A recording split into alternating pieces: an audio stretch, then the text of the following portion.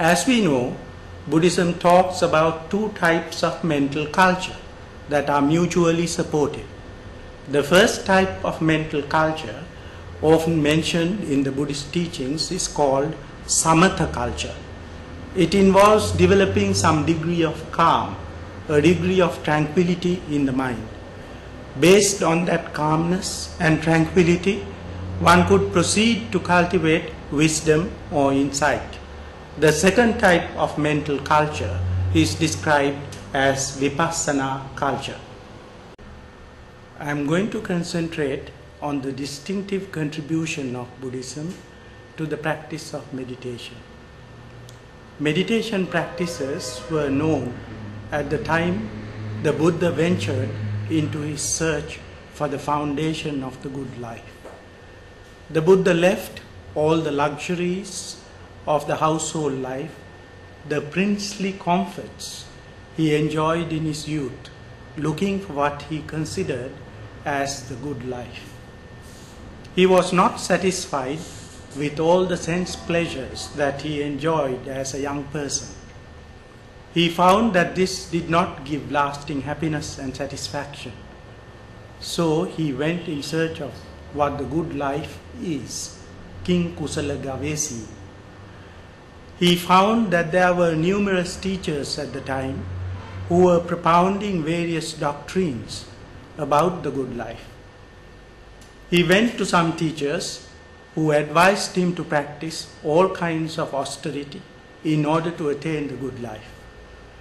He tried them and found that this does not give a solution. That was not what he was looking for. That did not solve for him what he considered to be the problem of life. He went to people who introduced various practices of mental culture, who taught him the meditative culture of the mind. From the scriptures, we have information that the Buddha went to well-known practitioners of the then prevalent systems of yoga. There were people who claimed that they had attained the highest bliss that meditation practice could give. He went to well-known people at the time, such as Alara Kalama. They were able to introduce him to very high stages of mind development, known as Akasananchayatana and Akinchanyayatana, but he was not satisfied with those experiences. We have to see why he was not satisfied with those meditation practices that were known at the time. It is possible for us, through meditation, to cut ourselves off from real life and create certain artificial conditions of the mind through the direction of the mind by adopting certain techniques. This is likely to produce certain experiences that are very desirable and blissful. These are realms of consciousness that we don't experience in our normal life. They are really artificially produced experiences using methods of withdrawing ourselves from the day-to-day waking experience.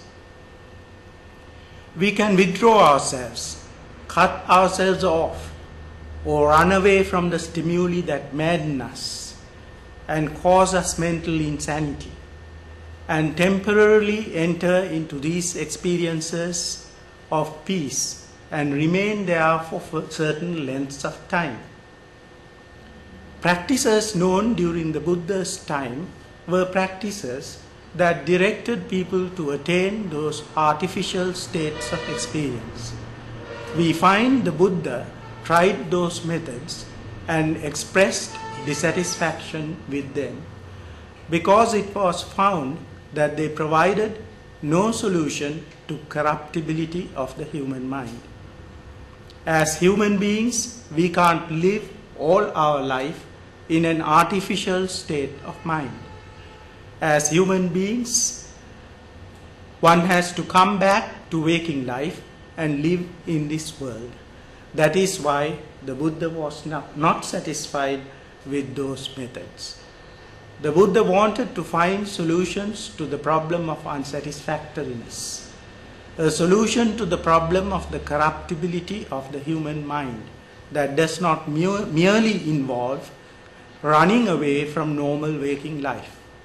This, he thought, is possible by changing the way in which we cognitively respond to our experiences, the way we understand things, the way we understand ourselves, as well as the stimuli that excite all these disturbing passions. What the Buddha was looking for was real eradication of what he calls the asava, cankers, corruptions, the anusaya, proclivities and inclinations.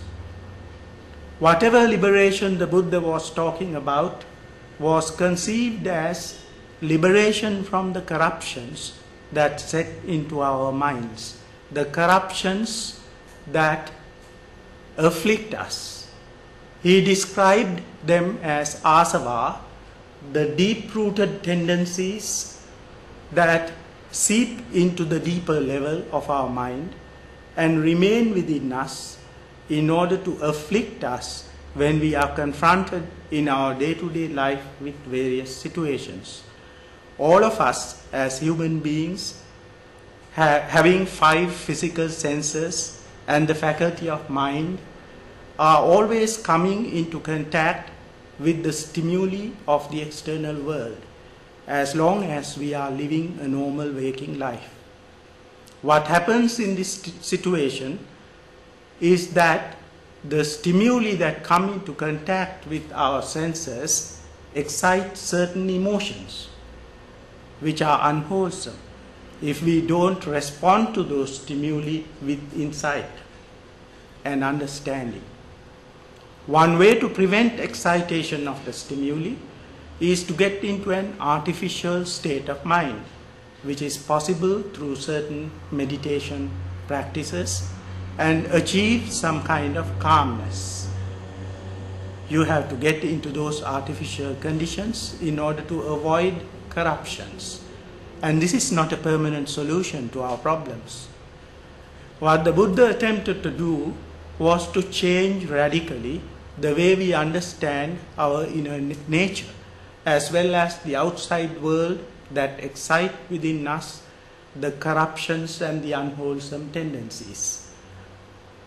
The Buddhist aim is to eradicate what Buddhism describes as the asava, the things that flow into our mind through the sense doors: eye, ear, nose, tongue, body and mind. Asava are the corruptions. They are referred to as cankers or as influxes.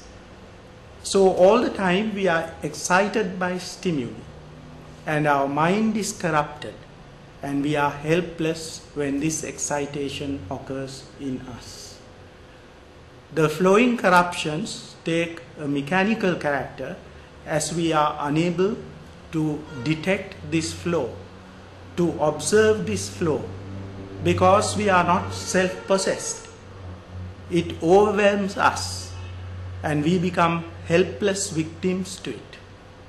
As one of the discourses of the Buddha shows, papancha sanya sankha, the unwholesome thought processes that we ourselves engender make us victims of those very unwholesome thoughts. We generate them through our inability to understand them properly, and they then rule over us.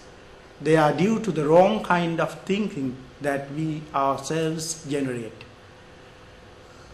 It is this problem that has to be tackled by meditation, and exercises of Buddhist meditation involve systematic handling of this process until we reach what we call asavakkaya jnana, the total destruction of these corruptions, the total destruction of the influxes. Influxes, or the asava, become strong and they can rule over us as long as we have perverted vision. Thinking is perverted as long as our thinking is confused.